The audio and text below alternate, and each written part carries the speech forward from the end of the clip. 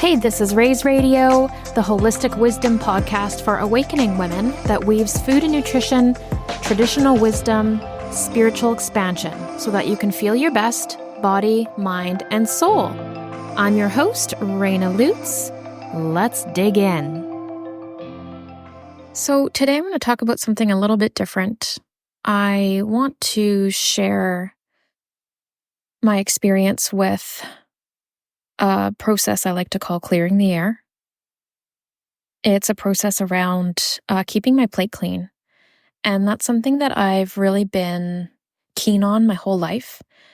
And it really applies to so many different things. And it's taken me a while to apply it to different sections of my life that I wasn't able to see before. But keeping my plate clean in regards to the way that my life was running, whether it's, really big decisions all the way down to paying bills on time. And so keeping my plate clean became part of my minimalism journey, part of my business and partnership journey. And it became really important to me in 2020 to begin a process of clearing the air and having a sense of completion with relationships and experiences and events that I had been through in the last years that had caused a lot of hardships. And, a lot of us don't give any power to this idea of closure. But for me, it was always important because I would stew on things and I would, be reminded of these same feelings, these imprints in my nervous system, like, oh, this person's treating me like that. And it's like, well, not necessarily. It's a memory of that old experience is creeping up again. And so, when 2020 happened and there was a lot of loss, there was a lot of people losing their values. There was a lot of trauma, and I'm not here to judge the experience. Just these are my personal observations of this time.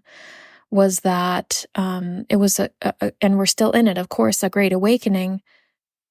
But it's playing out for people in many different ways. And for a lot of people, it's in really dark ways. And so I had this, one day I just had this light bulb moment. It was like, why am I not reaching out to these people that I had falling outs with and just sending a closure email, right? So we can both land in forgiveness. And we don't have to try to resurrect the friendship. We don't have to necessarily try to repair all the walls that were broken down, but at least so that we can honor each other and say, I made mistakes, you made mistakes, we both learned, I hope you're well, take good care and be on your way. Just to close that, And it's been such an amazing social experiment because people respond in different ways. Now, I don't have a huge list of falling out experiences. I had a few, and each of them were very different. And it was really interesting to see the responses. There was some of them. There was just a lack of responsibility and wanting to look at the situation at all. Masked as spirituality. Then there was some, taking integrity and agreeing and taking accountability and apologizing and forgiving and saying, yes, air is cleared, right? Beautiful closure. And then, depending on our specifics within our needs and our traumas and our parts and our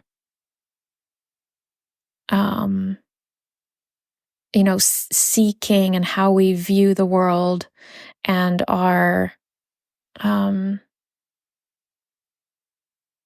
inner child, like all of those are going to affect our response.